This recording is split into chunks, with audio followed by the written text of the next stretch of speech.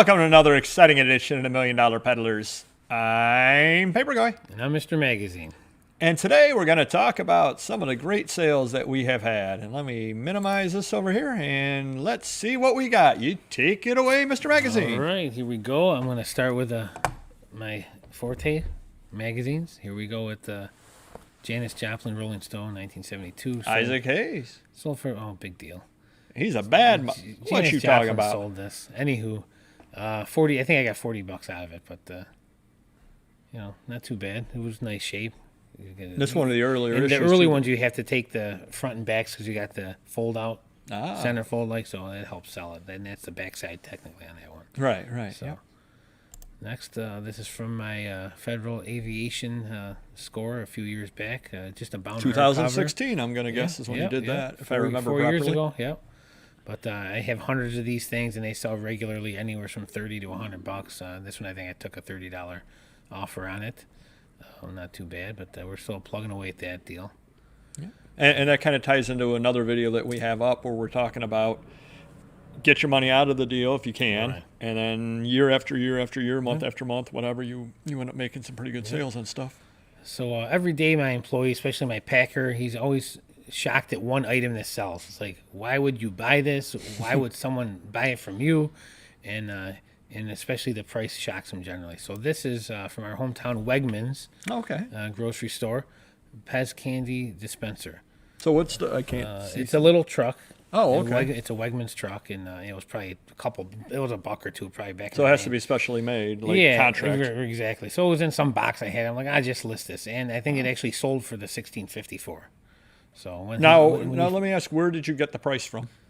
I think we copped it. I think we just started at $10, and I relisted it at maybe 17 with a on sale or something, or 20 on sale, and they took it for the full price. Okay. So and that's good to know for anybody around Rochester because that is the kind of thing you might be able to find around here. Sure, absolutely, yeah.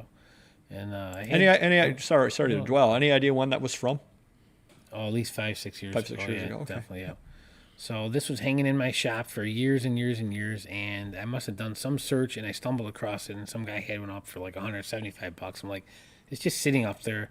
I'm a Batman fan and collector, but not so much of a Penguin. So he actually came to a show years and years ago, I think in, where did he come? Seneca Falls, somewhere in that area. Oh, okay. Yeah. So I got that signed in person, and it sold for $150. Now it's framed. Is it framed with glass or just framed? It is glass, yeah. So how do you ship that out? Very carefully. Thanks. That'll help everybody. Generally, I would put some cardboard around it, some bubble wrap around it, some more cardboard around it, double box it if we have to, so it doesn't get, obviously I'll pay for the insurance as well. It's only a few bucks. Okay. So. And how do you ship that? Post office or? Yeah, I would do it priority insured. Yeah. Priority insured. Yeah. Okay. I know sometimes you've used UPS on things like that in the past. Yeah, they're getting slow in refunds for some reason. We've had some issues with some broken items, and they've literally taken 3 to 6 months to pay us back $50. So you're making all these calls, and they forget, and they tell you to call this company and that, and it's just nothing but a headache. So in the old days, I think they were a lot better on the refunds. Absolutely, yeah, for sure. And then here we go with the Yankees Joe DiMaggio autograph. This was pulled out of a pack of Score.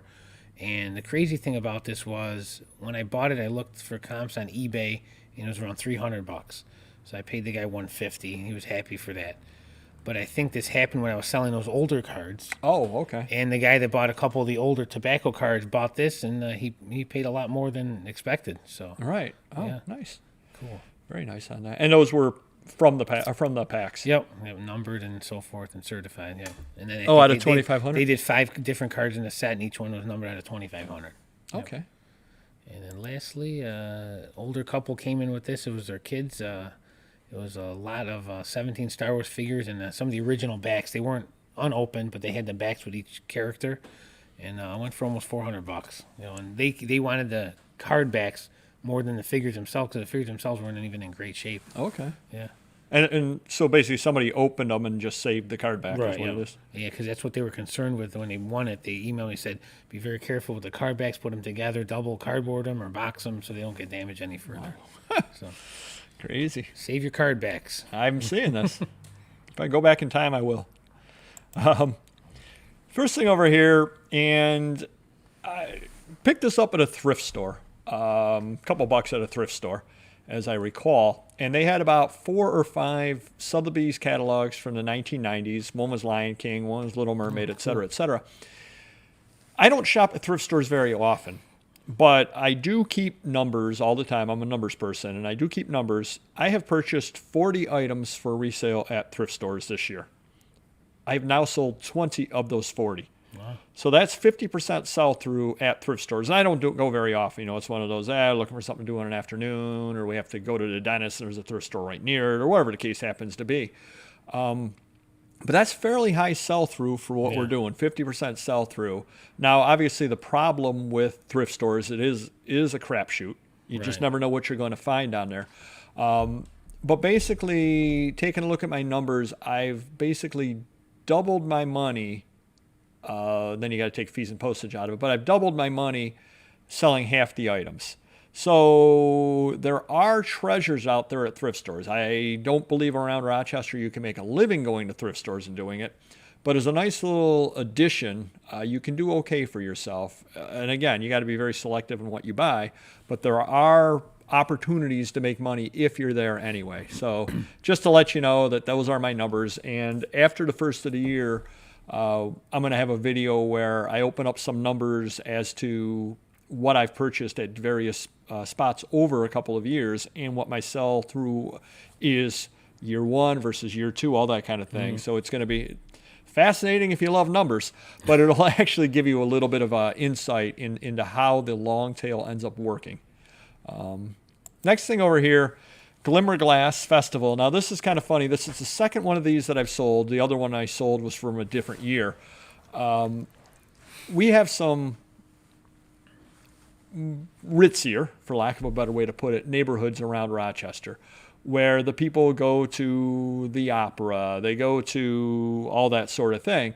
And when I go into those houses, a lot of times I can pick up programs for plays and the opera and the orchestra and all that sort of stuff fairly cheaply because a lot of people don't want to deal in that kind of thing. Well, I bought these and I got them fairly cheap because, again, last day of the sale and who else is buying them, so I made a nice little pile of them. And I purchased them back in 2019, and it had been a year and I hadn't sold any. And I said, oh boy, what's going wrong with this business plan? Well, then I sell 2 of them within a week, probably to the same person. So somebody is working on buying those. And hopefully they continue to buy them because I probably got 8 more of them, something rather like that.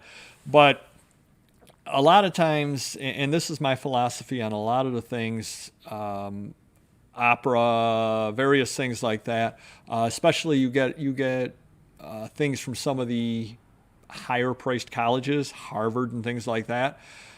The thing that goes through my mind is if you went to Harvard and you have an opportunity to buy a yearbook or something like that, in general, if I'm asking $40 on it or I'm asking $60 on it and you're a Harvard graduate, does that $20 make a big difference to you? Probably not. Same thing with this. To stereotype a little bit, if you're interested in purchasing opera programs, you're probably not living hand to mouth. So I've begun to price those a little bit higher, realizing that the people that are purchasing them are probably a little more affluent and able to spend a little more money on it. So kind of keep that in mind. Figure out who's looking to buy it. And again, selling something from Harvard, you can probably ask a higher price than you can if you're nothing against it, but if you're selling something from DeVry or something other like that. Just keep that in mind. Next thing we have here, and at some point I'm going to do a video because the WLS family album, and I remember I showed you searching a WLS on Terapeak for comps, and the nightmare that ends up being. So I'm going to do a video at some point about this specific item over here, and the problems you come up with searching on Terapeak. But I put it up, and other people had various ones up and weren't getting any sales. This sold at a bid for $22.20. What do you think sold that? The American flag. Yep. If you have American flags, especially during the war, we've said it before, we'll say it again, mention that it has an American flag on it. People do collect, especially wartime covers of things that have the American flag on it. There was another one from a different year up, no American flag on it. didn't sell. So next thing we have up over here, and you were talking about things that why would anybody buy? There we go. Monsignor Charles Shea from Rochester, New York, his Golden Jubilee booklet. So he was celebrating an anniversary. They put a booklet out for it, and it went and sold. Now, granted, it took a few years, 6 years to sell. But that's one of those things that was just in some box lot somewhere of stuff that I bought. 2014, I probably picked it up at an auction or something other like that. And I listed it, and I don't know why I listed it. I guess I listed it because I knew 6 years later it would find a good home.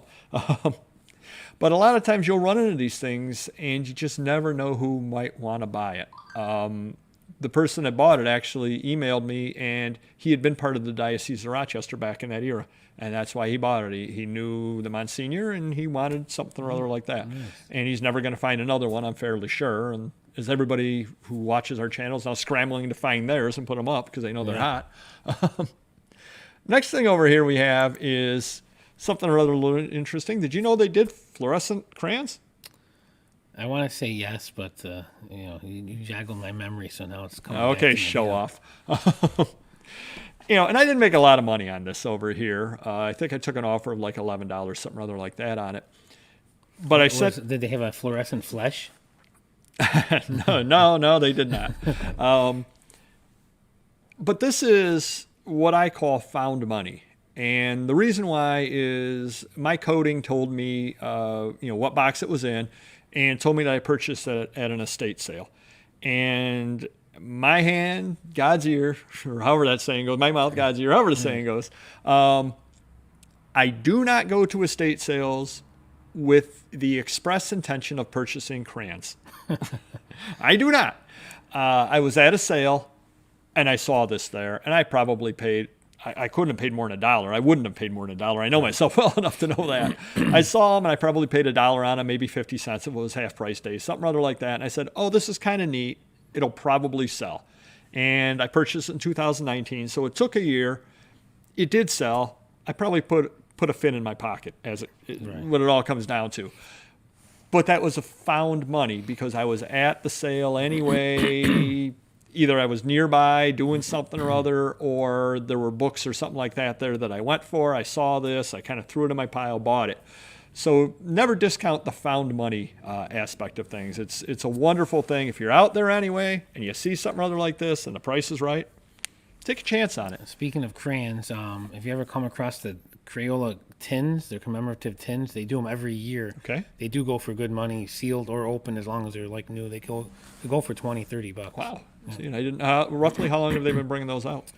Man, it's got to be 10, 15, 20 years, yeah. Some anniversary thing, they do it every year now. Yeah, I've seen them many times. I've walked by them many times. Surprisingly, I bought a bunch in the last few months from people sealed still. So. Oh, yeah. Wow. Well, guess what? I'll be looking for at the next estate sale to find some money. You're welcome. Thank you. That's why I watch our channel. And then the last thing we have here, you saw these in one of our haul videos. Harper's Magazine. I think I ended up selling about 8 of them, something or other like that. You may or may not have seen the video. I don't know if it's posted yet or not. As we're videoing this, it definitely is up or will be up by the time this video comes up. But gentleman at the last public market had a box of about 40 of these from this year, really nice shape, $70 for the box. I think I ended up selling 8 of them for roughly $20 to $25 a piece, something or other like that. And he has more of them from other years that he's looking to sell. I gave him my business card. He actually contacted me, and then he forgot to bring them to the antique mall to sell to me. So he's going to be doing that again. But I know always like to follow up on various haul videos that we did, and this definitely came out of the haul video. So I do have a question now. Yes. It looks like the Statue of Liberty. Yep. How come you didn't mention that in the title? That's actually a very good question. And because that's the one thing I would have went first at, because it's right on the cover. Yep. No, very good question. And the reason why, if you watched the haul video, I did mention, oh, wow, there's a Statue of Liberty on the cover. And then the next issue has a Statue of Liberty. Then the next issue has a Statue of Liberty. There we go. So out of the 40, probably 36 of them had Statue of Liberty. Right. And I said, that might not be such a selling point, because 36 of the 40 have 100 come up on a search. Yeah, true. Good point. But that was actually a very good question, and it's funny you said that, because that was the first thing I said in the haul video. I know my employees would have done that first and foremost, so that's what they see, and that's instead of pursuing it further inside. Yep. And that is funny because that was my first thought as well. You know, hey, what can I sell this because of? And if you go on the haul video, you'll see me holding them up going, oh, cool, Statue of Liberty. Statue of Liberty. Statue of Liberty. So kind of neat, though, and I know everybody likes to follow the various hauls that we've had. So that turned out to be a successful haul. So, you know, hopefully there are many, many more haul videos we show you and many, many more successes. Until next video. Take care. Bye-bye.